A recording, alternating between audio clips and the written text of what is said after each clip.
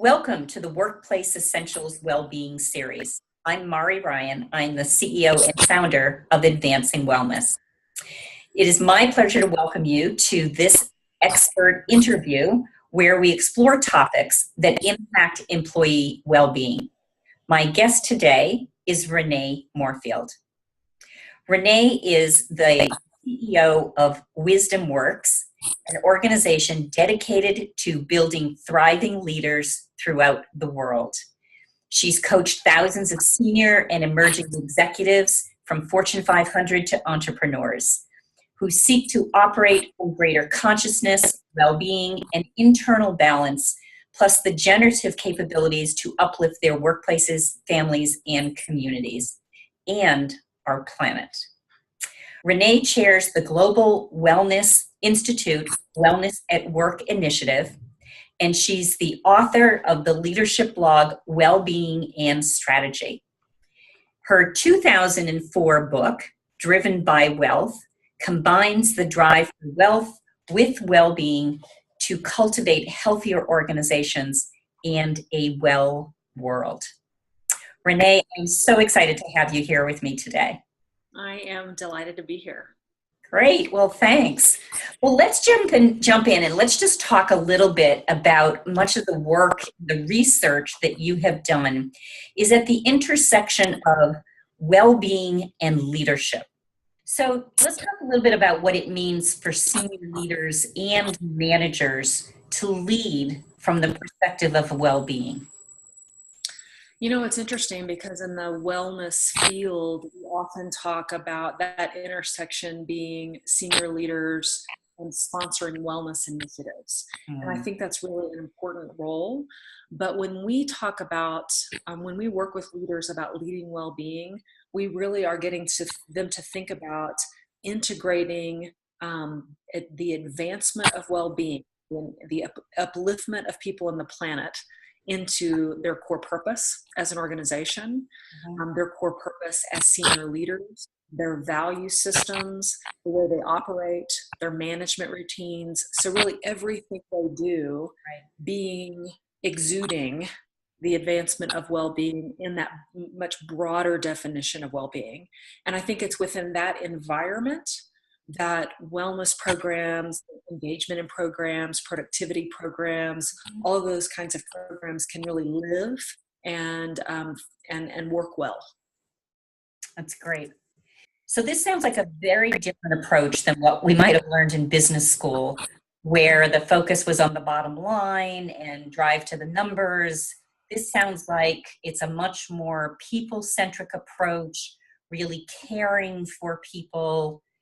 Are you finding that this is becoming more widely adopted? Is it just a few organizations that are doing this, or what are you seeing happening around this? That's a really good question. I have been seeing it grow the last 3 decades. Mm-hmm. So when I wrote the book Driven by Wealth, to really integrate these ideas, wealth, W-A-L-T-H, and well-being into some new idea, I would say that that idea was just beginning in a more significant way. But since over the last couple of decades, you see more and more companies, Fortune 500 companies, and small entrepreneurial businesses that say, of course, we have to make money. That's kind of a given. But that purpose isn't a purpose that inspires people. And it doesn't inspire the level of creativity and engagement and energy and potential, human potential that we're trying to tap into.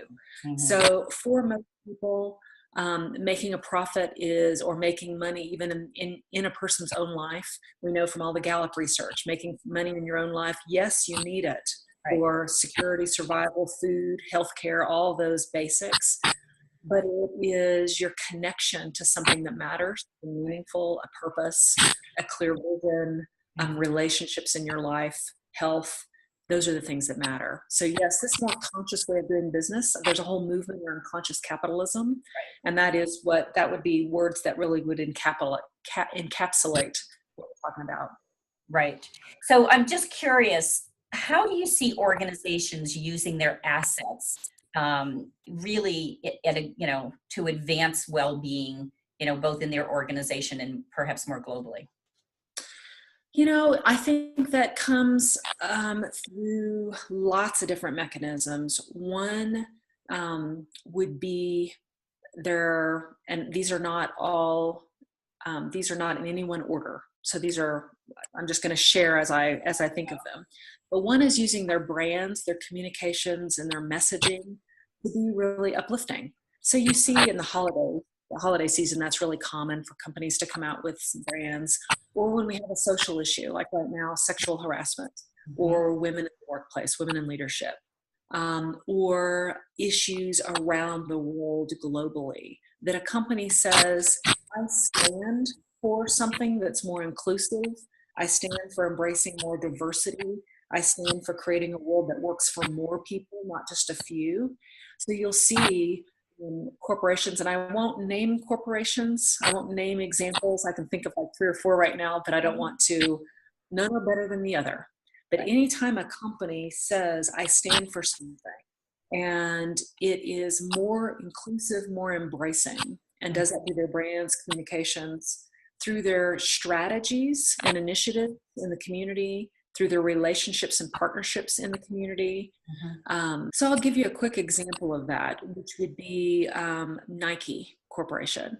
So Nike around the world has not only gotten dinged for some issues around diversity, it's turned that into taking a stance about being a more inclusive workplace, and it's integrated the concepts of embracing diversity into how it hires, how it recruits, how it speaks about who it is, about tapping into and unleashing human potential.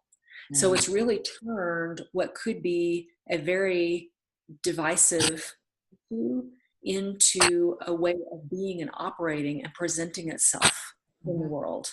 So that would be a good example. Nike also did, and of course it's partly a sport organization, and Nike also did some incredible research with a number of institutions around the world that came together in a platform called Design to Move. And it's all of the research pulled together that looks at what's the benefit of just moving. Human beings are designed to move. So what's the benefit of physical activity, sport, play, just movement, getting up off of your chair when you're sitting at your desk all day? But they've pulled it together in a platform that now can be used by researchers, by academicians, by professionals, and in particular in the education system with children around the world. So that's what I'm talking about. Any corporation that says, we stand for this, and for this, advances well-being for more people, and then turns that into practical strategies to affect change in the world and to tap into and unleash human potential and to serve the planet, knowing that this is a finite resource that we're using. That's what I'm talking about. That's great. What I really love hearing about is that organizations are taking this and looking at it, within their own, the structure and the system of their own organization, and, really working consciously to use well-being as a foundational element to their business model. But that they're also thinking about the impact they have beyond the walls of their own organization through all of their own stakeholders, but then, to everyone, to the community, to the connection that they have at all levels. And I think it's so refreshing to hear that people are really consciously working at these efforts and really taking, a lot of time and money and putting a lot of thought into this. It is astounding. And in the last couple of decades, one of the biggest shifts I've seen is not only companies saying, this is not about corporate philanthropy, this is about a way of doing business in the world, doing business by doing good. Exactly. So that already, that takes two, what felt disconnected, I'm going to make money, I'm going to do good, and says, no, these are part and parcel with each other. So, and the second thing you said is that shift between understanding our actions have consequences. Yes. Our actions have a ripple effect. Now, how can we make that a positive ripple? How can we be a net positive, not just a net neutral organization? Those two ideas are very big ideas when it comes to advancing well-being.